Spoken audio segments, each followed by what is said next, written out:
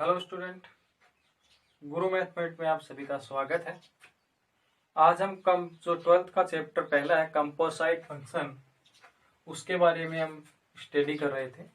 Composite function पढ़ने से पहले हम उसका बेसिक पढ़ रहे थे, जो आपने 11th में पढ़ा था, उसको हम दोबारा पढ़ रहे हैं ताकि आप अच्छे से इसको समझ सको। तो उससे पहले हम संबंध के बारे में पढ़ा था, क्या होता है क्या नहीं होता है। आज हम पढ़ेंगे संबंध के प्रकार, काइंड्स ऑफ रिलेशन। संबंध कितने प्रकार के होते हैं और किस किस प्रकार से वो लागू होते हैं, क्या क्या होते हैं। तो सबसे पहला जो संबंध का आपका प्रकार है, टाइप है, वो है समतुल्य संबंध, रिफ्लेक्सिव रिलेशन। समतुल्य क्या होता है? समतुल्य मतलब स्वयं। समतुल्य का यहाँ से आपको सबसे समझ, सम मतलब स्वयं से, तो मतलब ऐसा कोई भी आप सेट लेते हो, यदि उस सेट के अंतर्गत, ऐसा सेट में परिभाषित कोई संबंध आर के अंतर्गत यदि ए के प्रत्येक अवयव का संबंध यदि स्वयं से हो, क्योंकि यहां से खुद लिखा है स्व मतलब स्वयं से, तो ए कोई सेट लेते हो, उसमें परिभाषित संबंध कोई आर के अंतर्गत यदि ए के प्रत्येक अवयव का संबंध क्या हो, स्वयं से यदि होता है, तो वो आपका कौन सा कहलाता है? समतुल्य संबंध कहलाता है। दैट इज आर एक समतुल्य संबंध होगा। कब होगा? यदि ए बिलोंग्स टू आर, और ये ए किस में से लेते हो आप? सेट ए में से। ये आपने कोई सेट ए ले लिया, बी ले सकते हो, सी ले सकते हो, कोई दिक्कत है?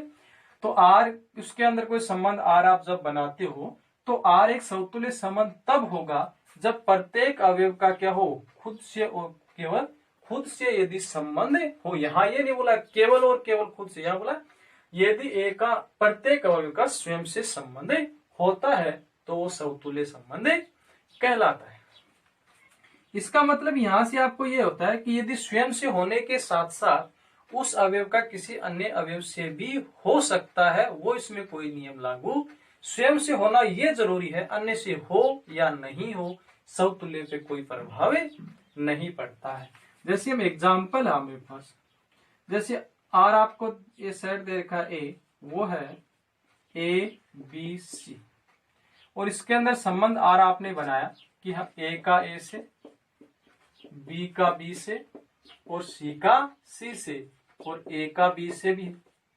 इसका मतलब देखो, प्रत्येक अवयव का प्रत्येक अवयव से, ए का ए से, बी का बी से, सी का सी से, ए का बी से भी है, तो अन्य अवयव से भी हो सकता है। लेकिन आपको तो यदि जितने इसके अंदर अवयव हैं, सबका यदि स्वयं से स्वयं मिल रहा है, यदि संबंध खुद का खुद से, तो ये आपका क्या हो गया? आपका रिफ्लेक्सिव संबंध हो गया, समतुल्य संबंध बन जाता है आपका।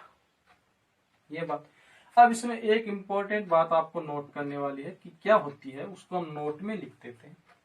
पीछे मैंने आपको पढ़ाया था एक समतुल्य क्या होता है, तत्समक संबंध। तत्समक संबंध क्या होता है कि ऐसा कोई भी आप सेट लेते हो, उसके अंतर्गत कोई परिभाषित संबंध आर होता है, तो उस सेट के सारे और प्रत्येक अवयव का केवल और केवल स्वयं से ही संबंध होता है।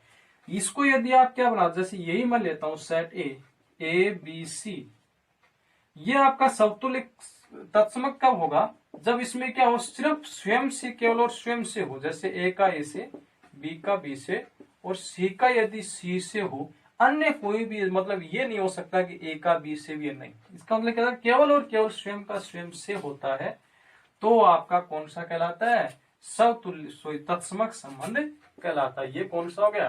तत्समक रिलेशन आपका यहां बनता है।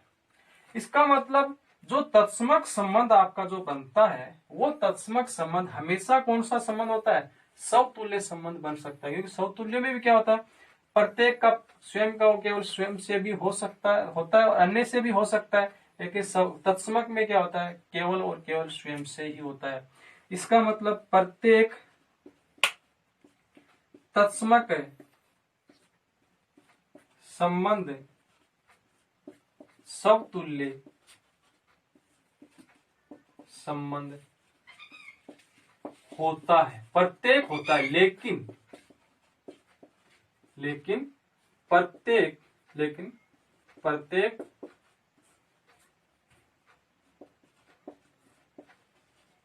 समतुल्य संबंध हमेशा तत्समक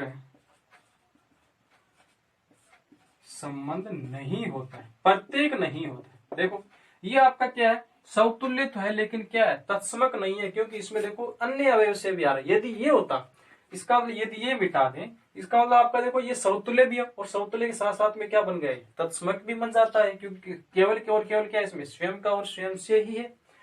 इसके अंदर ये अवयव और जुड़ते ही ये क्या बन जाएगा, समतुल्य तो होगा लेकिन आपका क्या नहीं होगा, तत्समक संबंध नहीं हो। इसका मतलब प्रत्येक समतुल्य तत्समक नहीं हो सकता, लेकिन प्रत्येक तत्समक संबंध क्या होता है, आपका समतुल्य संबंध होता है।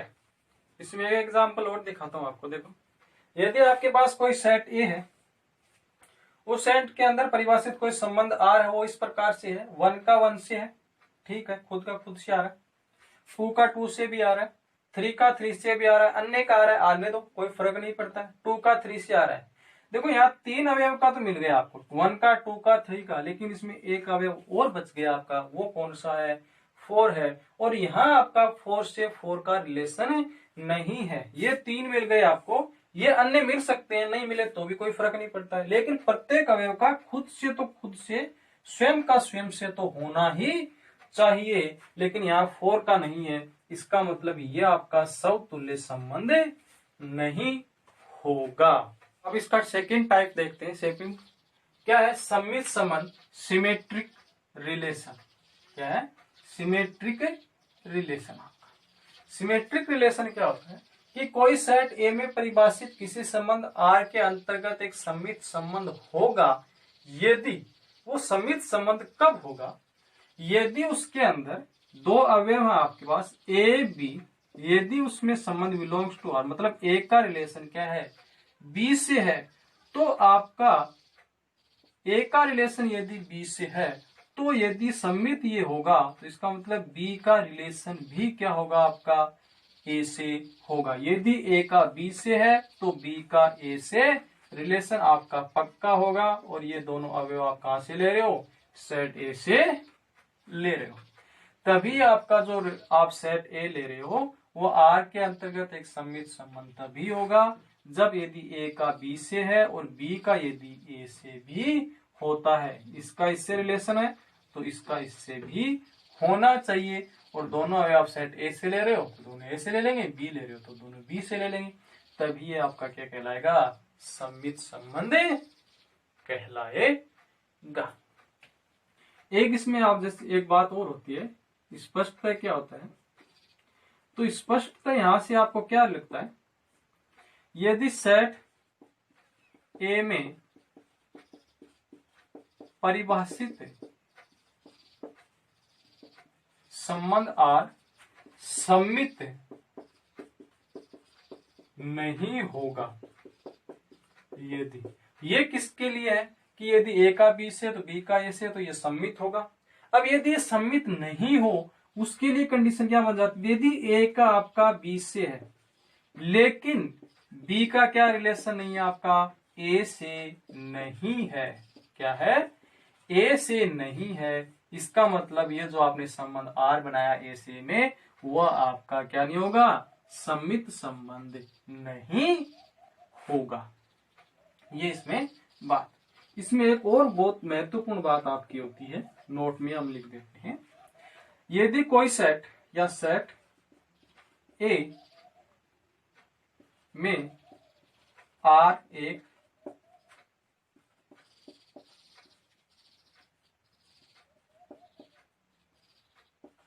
सममित संबंध है, यदि क्या है, इसमें आपको बताया यदि आर एक में सममित संबंध है तो यदि क्या होगा कि x का या y x y का रिलेशन है तो उसमें y x से भी क्या होता है, दोनों के बीच में x का y से है तो y का x से होता है। तो यहाँ एक नोट करने वाली बात है कि यदि दैट इज यदि आपका x का यदि y के साथ रिलेशन है और यदि y का x के साथ आपका रिलेशन है तो ये सममित संबंध तो यहाँ से बन गया। तो यहाँ से ये क्या होता है आपने मैंने एक और चीज पढ़ाई थी, जो संबंध पढ़ाया था उसमें आपको मैंने इनवर्स संबंध भी पढ़ाया था। क्या पढ़ाया था?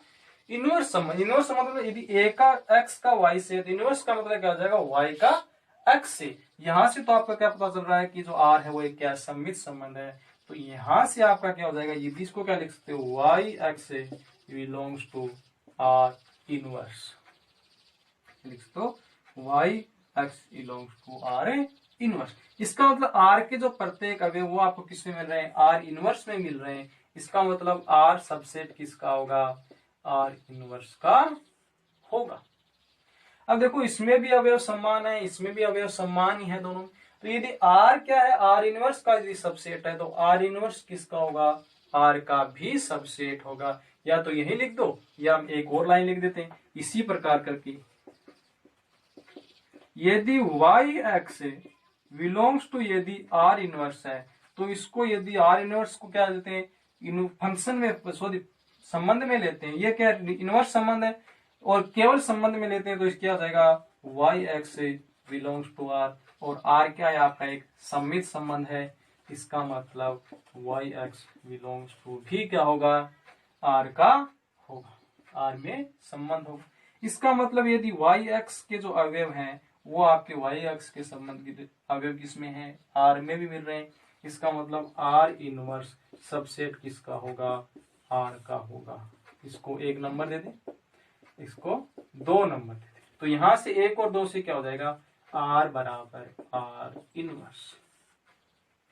इसका मतलब यहां से इंपॉर्टेंट बात क्या निकलती है? यदि आपका जो संबंध है वो एक सममित संबंध है, सिमेट्रिक रिलेशन है, तो उसके अंदर जो संबंध आर है उसका जो इनवर्स आप निकालोगे वो दोनों क्या होंगे? यहाँ पे बराबर होंगे। अब जो सममित संबंध आपने पढ़ा है उसके एग्जाम्पल देख लेते हैं, समझ में आ जाएंगे। आपको पहला एग्जाम्पल दे रखा है, सेट ए दे रखा है ABCD। उसके आपको 2 रिलेशन बना रखे, पहले वाले को R1 दे दिया, दूसरे वाले को R2 दे दिया। तो देखते हैं कौन सा संबंध आपका सममित संबंध होगा या कौन सा नहीं होगा। सममित संबंध का क्या मतलब? ए का यदि बी से है तो बी का भी क्या होना चाहिए? ए से होना चाहिए। देखो ए का बी से है, बी का ए से भी मिल रहा है आपको। बी का डी से है, डी का बी से भी मिल रहा है आपको।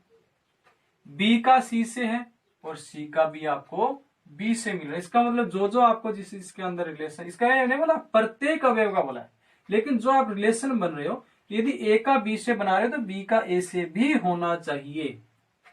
बी का डी से बना रहे हो तो डी का बी से भी होना चाहिए। इसका मतलब ये आपका कौन सा बन गया? सिमेट्रिक रिलेशन बन गया। दूसरा देखते हैं, ए का सी से है, सी का ए से, यहां तक तो ठीक है। ए का डी से है, क्या है? ए का डी से है। यहां देखो ये दिक्कत है, ए का यदि डी से है तो डी का ए से भी होना चाहिए। यहां आपको क्या देखा है कि ए का रिलेशन डी से तो है, लेकिन यहां आपका क्या है? डी का रिलेशन ए से नहीं। आगे आपको चेक करने की जरूरत ही नहीं पड़ेगी, क्योंकि ए का डी से है लेकिन डी का देखो ए से कहीं पर भी नहीं है। ए का बी से, बी का ए से, बी का डी से, डी का बी से, लेकिन इस अवयव का ए का बी से तो हो रहा है लेकिन डी का ए से नहीं हो रहा है। इसका मतलब ये आपका सिमेट्रिक रिलेशन नहीं होगा। दूसरा एग्जांपल, किसी समतल में स्थित सरल रेखाओं के सेट ए में एक्स वाई के लंबवत हैं। कोई आपके पास क्या है? एक समतल है, उसमें सरल रेखाओं का सेट लिया है हमने। उसमें क्या है? कोई रेखा एक है, वो दूसरी रेखा के क्या है? लंबवत है। क्या ये सममित होगा या नहीं होगा? हम देख लेते हैं। हम 2 रेखाएं ले लेते हैं, जैसे L1 ले लिया आपने, L2 ले ली। ये किसमें है? बिलोंग्स टू ए में है, क्योंकि 2 अवयव समतल अवयव क्या है? समतल में स्थित रेखाओं का सेट बना रखा है। तो 2 सेट ले ली। ये इसको आप ये भी लिख सकते हो, सेट L1 L2, एक ही बात है। क्या इसका मतलब क्या है कि पहली रेखा दूसरी रेखा की क्या है? लंबवत है। तो L1 क्या है? L2 के लंबवत है। इसका लंबवत किस प्रकार से ये होती है? ये मान लो L1 है, ये L2 है, इसी एक पॉइंट पे टच करते। यदि ये L1 L2 के लंबवत है तो भैया L2 भी क्या है? L1 के लंबवत है, क्योंकि इसके बीच में भी यहां से देखोगे तो भी 90 डिग्री, ये भी क्या है? इसके लंबवत ही है। और इसको देखेंगे ये इसके लंबवत। इसका मतलब कोई भी दो रेखाएं एक दूसरे के क्या होती है, यदि वो लंबवत हैं, पहली रेखा दूसरी के लंबवत है तो दूसरी रेखा पहली के लंबवत ही है। तो यहाँ से L2 भी लंबवत किसके है, L1 के है। इसका मतलब ये जो रिलेशन दे रखा है वो आपका क्या है, एक सिमेट्रिक संबंध होगा। अब हम इसमें तीसरा टाइप देखते हैं, इसका क्या है, प्रतिसमित संबंध, एंटी सिमेट्रिक रिलेशन। ये क्या होता है, सेट ए में कोई सेट ए में ए लेते हैं, परिभाषित संबंध उसमें कोई संबंध आर है, वो प्रतिसमित संबंध कब होगा, एंटी सिमेट्रिक संबंध कब होगा, यदि ए का यदि आपके पास बी से संबंध है और बी का क्या है, ए से संबंध। यहां तक तो क्या बन गया है, सम्मित बन गया है। इसमें एक कंडीशन और जुड़ेगी, यदि ए का बी से है, बी का ए से है, तो यहां से ए बराबर क्या होना चाहिए, आपका बी होना चाहिए। यदि ऐसा है तो ये क्या कहलाएगा, आपका प्रतिसमित संबंध कहलाएगा, और ये a b c belongs to c. यदि ऐसा नहीं हो तो ये क्या हो जाएगा, प्रतिसमित संबंध नहीं होगा। तो यहां से आपके क्या स्पष्टता क्या हो रहा है, सेट ए में आर, सेट ए में लिख दो, सेट ए में संबंध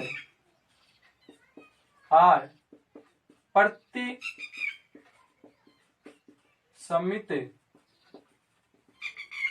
संबंध नहीं होगा यदि सेट ए में कम से कम तीन अवयव, कम से कम तीन अवयव, क्योंकि इसको प्रतिसमित करने के कम से कम दो अवयव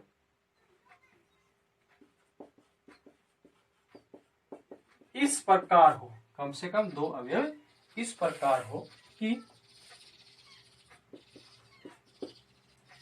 तो क्या होता है, यदि ए का बी से है, बी का ए से है, तो ए बराबर बी है, तो वो आपका क्या बन जाएगा, प्रतिसमित संबंध बन जाएगा। यदि इस कंडीशन को फॉलो नहीं करता है, ये इसमें एक्स्ट्रा, ये तो यहाँ तक तो सम्मित होगा, ये जुड़ते ही क्या हो जाएगा, वो प्रतिसमित। इसका मतलब यदि सेट ए में आर एक प्रतिसमित संबंध नहीं है, तो यदि सेट ए में कम से कम दो अवयव इस प्रकार हैं कि ए का बी से तो रिलेशन है, बी का ए से भी रिलेशन है, लेकिन ए नॉट इक्वल टू बी, तो ए बी बिलोंग्स टू ए।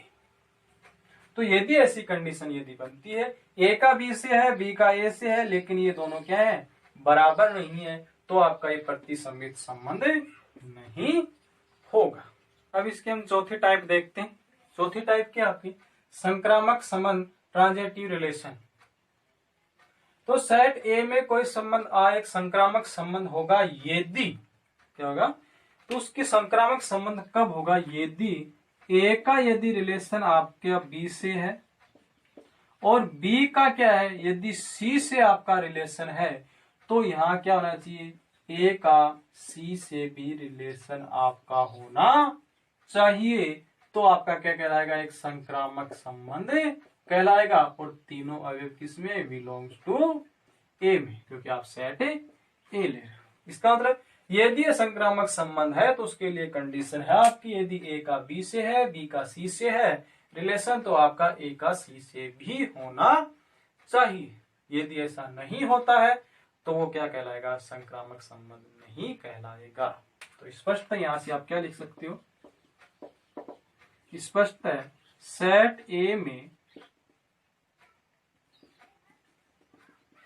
संबंध आर संक्रामक संबंध नहीं होगा। यदि, कब नहीं होगा, यदि आपका ए का बी से तो है, क्या है, यदि उसमें कम से कम तीन अवयव ऐसे हैं, यदि उसमें, ये भी लिख सकते हो, यदि उसमें तीन अवयव, उसमें कम से कम तीन अवयव, बाकी के होने कम से कम तीन अवयव इस प्रकार हो, क्या हो, इस प्रकार हो कि यदि एक सेट ए है वो आर में एक संक्रामक संबंध आर के सेट में परिभाषित कोई संबंध आर है, वो यदि संक्रामक नहीं है तो कम से कम उसमें 3 अवयव, कि 3 अवयव की यदि ये कंडीशन नहीं फॉलो करते हैं तो वो क्या कहा आपका संक्रामक नहीं होगा। जैसे ए का बी से तो हो रहा है, बी का ए से भी हो रहा है, लेकिन बी का सी से हो रहा है, लेकिन ए का सी से रिलेशन नहीं है, तो ये क्या बन जाएगा आपका संक्रामक संबंध नहीं होगा, संक्रामक संबंध नहीं होगा। ठीक है, एग्जाम्पल जैसे देखते हैं, आपने सेट ए लिया, ए बी सी, डी ले लेते, इसमें रिलेशन है आपके पास ए का बी से, बी का डी से, ए का सी से,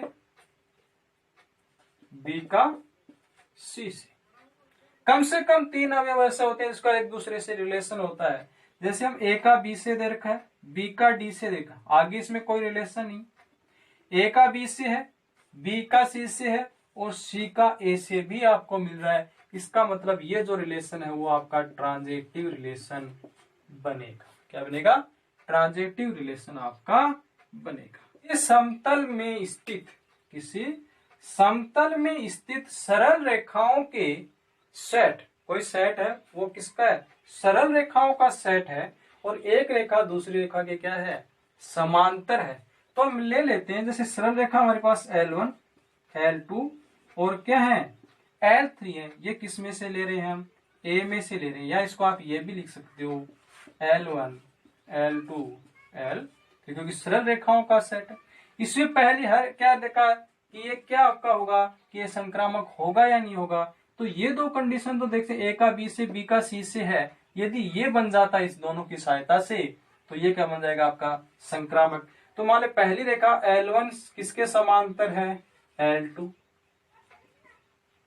L2 किसके समांतर है? L3।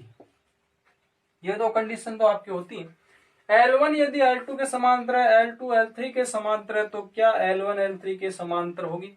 देख लेते हैं। जैसे ये L1 है, ये L2 है, ये L3, ये L1, ये L2, ये समांतर क्या होती है? जो रेखाएं चलती है उनके बीच की दूरी हमेशा समान रहती है। L1 L2 के L2 L3, इसका मतलब ये दूरी भी समान, इसका मतलब ये दूरी भी समान ही रहेगी यहाँ से यहाँ तक। ये भी चेंज, क्योंकि ये एकदम बराबर चलेंगी, ये बराबर चलेंगी, इसका मतलब ये पूरी दूरी भी एकदम बराबर ही चलेगी। इसका मतलब L1 L3 भी क्या होंगी? यहाँ पे समांतर होंगी। तो यहाँ से L1 समांतर किसकी होगी? L3 की होगी। तो ये जो आपको रिलेशन दे रखा है, ये रिलेशन क्या हो जाएगा? ट्रांजेक्टिव रिलेशन हो जाएगा। अब इसकी पांचवा टाइप देखते हैं। पांचवा टाइप क्या है? तुल्यता संबंध। सेट ए में परिभाषित कोई संबंध R एक तुल्यता संबंध कब होगा? यदि वो 3 कंडीशन फॉलो करता है। क्या करता है?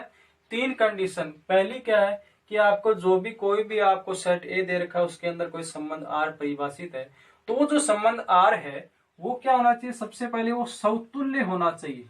जो आपने पढ़ा है उसी से हम बना देंगे। समतुल्य होना चाहिए, समतुल्य है, या दैट इज मतलब ए का ए से यदि रिलेशन है तो प्रत्येक एक इसमें से लेते हैं, हम ए में से लेते हैं। इसका मतलब सबसे पहले वो समतुल्य होना चाहिए। दूसरा वो सम्मित होना चाहिए, सम्मित संबंध होना चाहिए। सम्मित का मतलब ए का यदि बी से है तो यहां से बी का ए से भी रिलेशन होना चाहिए। ए बी बिलोंग्स टू हम ए से लेते हैं। तीसरी कंडीशन आपकी है कि जो आप पहले समतुल्य, सम्मित और ये क्या होना चाहिए? संक्रामक भी होना चाहिए। यदि संक्रामक भी होना चाहिए। संक्रामक कब होता है? जब ए का बी से है, बी का सी से यदि रिलेशन है तो आपका क्या होगा? ए का सी से भी रिलेशन होगा। तो यहाँ a b c belongs to a. तो समतुल्य स्वयं का स्वयं से होना चाहिए। संमित क्या होगा? ए का बी से तो बी का ए से भी होना चाहिए। संक्रामक कब होगा? ए का बी से, बी का सी से, तो ए का सी से भी होना चाहिए। अब जो आपने तुल्यता संबंध पढ़ा था उस पर एक एग्जाम्पल देख लेते। तुल्यता संबंध में समतुल्य, सममित और संक्रामक होना चाहिए। तो आपका एग्जाम्पल क्या देखा है, प्राकृत संख्याओं का सेट n है। प्राकृत संख्याओं के सेट को n से रिप्रेजेंट करते हैं। n में कोई संबंध r इस प्रकार से परिभाषित है, उसकी परिभाषा आपको ये दे रखी है कि यदि x और y में यदि रिलेशन होगा, कब होगा रिलेशन, जब वो दोनों अवयव क्या है, x बराबर है y है, इनके बीच में आपको रिलेशन दे रखा है। उसकी परिभाषा आपको यदि if and only if x बराबर y, तो आपको बताना कि r एक समतुल्य संबंध होगा, क्योंकि a b c किसमें से ले सकते हैं, हम n में से ले सकते हैं। यदि ये तीनों कंडीशन को ये फॉलो करता है, जो आप ये जो परिभाषा दे रखी है, तो ये जो संबंध है r, वो जो समुच्चय जो n दे रखा है उसमें क्या बन जाएगा, एक तुल्यता संबंध बन जाएगा। तो पहली कंडीशन है आपकी समतुल्य की, तो ये क्या समतुल्य होगा, क्या ये समतुल्य होगा, देखते हैं। समतुल्य में क्या होता है कि आप परिभाषा आपको ये दे रखी है, इसकी सहायता से आप ये देख सकते हैं। तो इसका समतुल्य में क्या होता है कि खुद का खुद से होता है। तो भैया कोई भी अवयव आप n से उठाओगे तो कोई भी अवयव क्या होता है, खुद के बराबर ही होता है। जैसे 1 1 ही होता है, 2 2 के बराबर ही होता है। इसका मतलब कोई भी अवयव खुद के क्या होता है, बराबर होता है। तो इसका मतलब ये कंडीशन फॉलो कर रहा है। तो यहां से क्या हो जाएगा, तो यहां से लिख सकते हो आप, यदि खुद है तो a क्या है, a belongs to r, a का a से संबंध है। और यदि a का a से संबंध है तो ये a कहां से ले रहे हो, n से ले रहे हो, तो ये आपका क्या बन जाएगा, समतुल्य संबंध बन जाएगा। इसको इस प्रकार समतुल्य, क्योंकि a क्या प्रत्येक अवयव के बराबर होता है। ये परिभाषा फॉलो कर रहा है। यदि ये परिभाषा फॉलो कर रहा है, इसका मतलब वो क्या हो गया, खुद का खुद से रिलेशन बन गया, और खुद का खुद का रिलेशन बनते ही क्या हो गया, समतुल्य संबंध हो गया। सेकंड है इसमें सममित। सममित संबंध क्या होता है, सममित में क्या होता है, यदि आप a बराबर b ले रहे हो, परिभाषा हम लेंगे क्योंकि a यदि बराबर b है, यदि फॉलो करेगा तभी तो ये संबंध बनेगा इसके बीच में। यदि a बराबर b है तो भैया b बराबर a भी होगा। जैसे 1 मान लो कि 2 के बराबर है, तो 2 1 के भी बराबर ही है। क्योंकि यदि ये इसके बराबर, उसका उल्टा लिखोगे तो भी कोई फर्क नहीं पड़ेगा, दोनों क्या होते हैं, एक दूसरे के बराबर होते हैं। 5 बराबर 5 तो 5 बराबर 5। तो a बराबर b है तो b बराबर भी क्या होगा, a होगा। ये परिभाषा ये फॉलो कर रहा है। इसका मतलब a का b से रिलेशन है तो b का a से भी रिलेशन आपका होगा, a b belongs to n, ये भी आपका होगा। इसका मतलब ये आपका क्या कहेगा, सममित संबंध भी होगा। तीसरी कंडीशन इसमें होती है संक्रामक की। संक्रामक में क्या होता है, यदि a बराबर b है और b बराबर क्या है, c है, क्योंकि ये दो तो लेके चलेंगे तभी तो हम तीसरी प्राप्त कर सकेंगे। a बराबर यदि b है, b बराबर यदि c है, तो भैया a बराबर c भी होगा, क्योंकि देखो b किसके बराबर है, a के बराबर भी है, b c के बराबर भी है। इसका मतलब a और c भी क्या होंगे, बराबर ही होंगे। तो इसका मतलब a और c क्या है, बराबर। यदि ये परिभाषा फॉलो कर रहा है, इसका मतलब इसके बीच में संबंध बन रहा है। तो यहां से यदि a का b से रिलेशन है और b का किससे है, c से यदि रिलेशन है, तो a का c से भी आपका रिलेशन बनेगा। इसका मतलब ये समतुल्य भी है, सममित भी है, संक्रामक भी है। इसका मतलब जो आपको n सेट देखो उसमें परिभाषित कोई संबंध r है, वो एक तुल्यता संबंध होगा। इसका अगला टाइप देखते हैं, छठा, आंशिक क्रम संबंध। आंशिक क्रम संबंध क्या होता है, यदि किसी सेट A में परिभाषित कोई संबंध R एक आंशिक क्रम संबंध होगा, तो ये किन किन कंडीशनों को फॉलो करेगा कि एक आंशिक क्रम संबंध बन जाए। तो पहली कंडीशन ये होती है कि जो आप संबंध ले रहे हो वो क्या होना चाहिए, समतुल्य होना चाहिए। समतुल्य मतलब खुद का खुद से रिलेशन तो होना ही चाहिए। अन्य से भी हो सकता है, लेकिन जितने अवयव हैं उसका खुद से तो रिलेशन पक्का ही होना चाहिए। दूसरा ये होता है प्रतिसम्मित।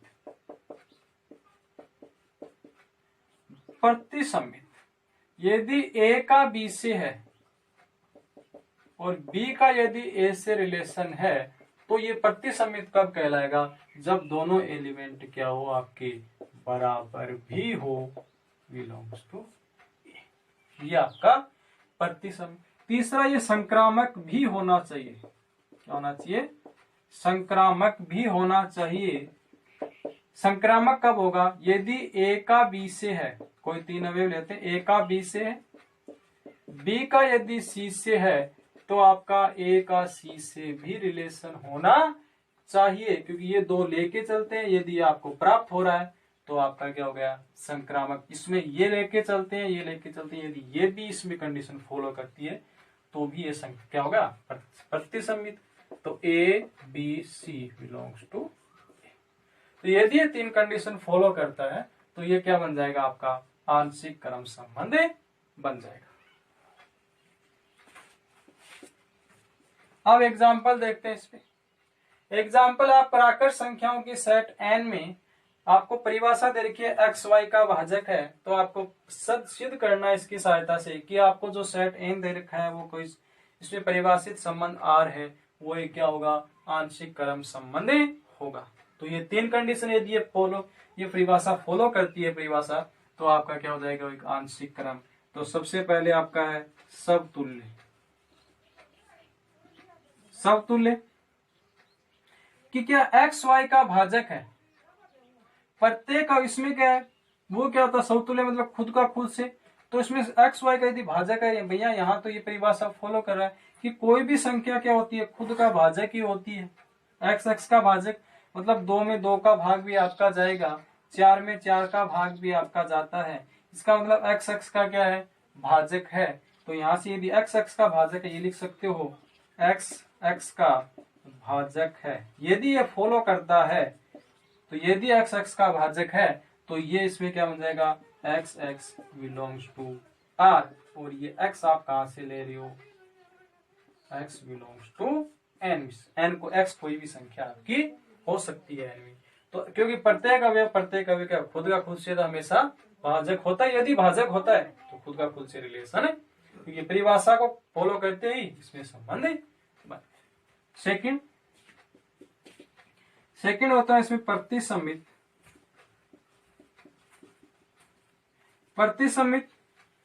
प्रतिसमित में क्या होता है कि ए का बी से और बी का ए से रिलेशन है, तो वो दोनों क्या होने चाहिए, बराबर भी होने चाहिए। इसका मतलब यदि आपका क्या है, एक्स वाई का भाजक है तथा वाई क्या है, एक्स का भी भाजक होगा, क्योंकि एकदम उल्टे होते हैं। एक्स वाई का भाजक है, वाई एक्स का भाजक है, तो ये एक दूसरे के भाजक कब होंगे, जब ये दोनों ही क्या हों, बराबर हो। अब ऐसा करें जैसे 2 क्या है, 4 का भाजक है। अब 4 का 2 का भाजक 4 है क्या, नहीं, इस भाजक का तो पूरा। अब 4 का भाजक तो 2 है, लेकिन यहाँ ये दोनों क्या है, बराबर नहीं। तो यहाँ से इसका मतलब 2 का भाजक है, 2 का। तो एक दूसरे के भाजक कब हो सकते हैं दोनों, जब दोनों अवयवी क्या हो, यहाँ पे बराबर हो। तो ये कंडीशन फॉलो कर रहा है। इसका मतलब या आप इसको इस प्रकार से लिख सकते हो, x y belongs to R, तो y x belongs to R होगा, तो ए एक्स बराबर भी वाई होगा, इस कंडीशन की सहायता से। तो यहां से आपका x y belongs to N से आप दूसरी कंडीशन भी फॉलो, क्योंकि एक दूसरे के भाजक तब होंगे जब भी दोनों अवयव बराबर हो। तीसरी कंडीशन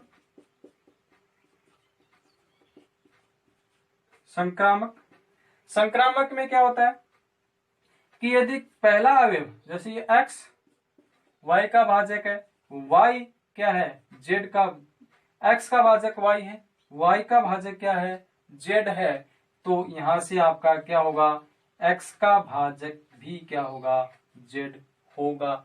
देखते हैं, जैसे आपने 4 का भाजक क्या है, 2 है, 2 का भाजक क्या होगा, 1 होगा, या 2 का भाजक 2 भी हो सकता है, मान लेते हैं 1 होगा। तो भैया 4 में 2 का भाग जा रहा है, 2 में 1 का जा रहा है, तो क्या 4 में 1 का जा रहा है, 4 में 1 का जा रहा है। यदि आप 2 लेते हो तो 4 में 2 का भी जा रहा है। इसका मतलब यदि एक्स वाई का भाजक है, वाई जेड का भाजक है, इसका मतलब जेड एक्स का भी क्या होगा, भाजक होगा। और यदि एक कंडीशन ये फॉलो कर रहा है तो ये क्या हो जाएगा, आपका संक्रामक हो जाएगा। इसका मतलब यदि एक्स वाई का भाजक है तब वाई जेड का भाजक है तो एक्स का भाजक जेड भी होगा। एक्स का भाजक वाई है, वाई का भाजक यदि जेड है तो एक्स का भाजक क्या होगा, जेड होगा। तो समीकरण क्या कर रहा है, परिभाषा फॉलो कर रहा है। इसका मतलब ये क्या हो जाएगा, संक्रामक x y belongs to R, y z belongs to यदि आर में है तो x z belongs to R में होंगे। X y z belongs to, तीनों कंडीशन फॉलो, समतुल्य, प्रतिसमित और संक्रामक। इसका मतलब ये आपका क्या होगा, आंशिक क्रम संबंध भी होगा। लास्ट देखते हैं टाइप। लास्ट टाइप क्या है, पूर्ण क्रम संबंध, टोटल ऑर्डर रिलेशन। सेट ए में परिभाषित कोई संबंध आर एक पूर्ण वर्ग पूर्ण क्या कहलाएगा, क्रम संबंध कहलाएगा यदि आर एक क्या हो, आंशिक क्रम संबंध हो। अभी भी अपन पढ़ा था, तो इसमें ये कंडीशन कि यदि पूर्ण वर्ग का होगा तो पहली कंडीशन है जो आपको ए में जो कोई रिलेशन परिभाषित आर है वो क्या होना चाहिए, एक आंशिक क्रम होना चाहिए। और आंशिक क्रम कब होता है, जब ये क्या हो, समतुल्य हो, और जब ये क्या हो, प्रतिसमित हो,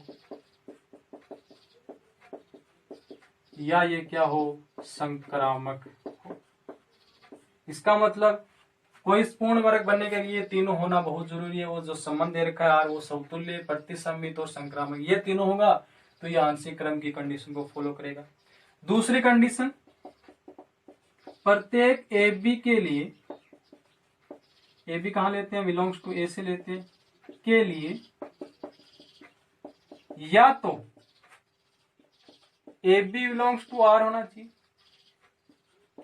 या b a belongs to R होना चाहिए या ए बराबर बी सत्य हो। पहली कंडीशन आंशिक क्रम के लिए समतुल्य, प्रतिसमित और संक्रामक होना चाहिए। दूसरी कंडीशन, कोई ए बी दो अवयव है, या तो वो a b belongs to R में होनी चाहिए या b a belongs to R में होनी चाहिए, या दोनों क्या होने चाहिए, बराबर होने चाहिए। यदि ये सत्य है तो ये जो दोनों कंडीशन फॉलो करेगा, यदि दोनों कंडीशन फॉलो करेगा तो आपका क्या कहलाएगा,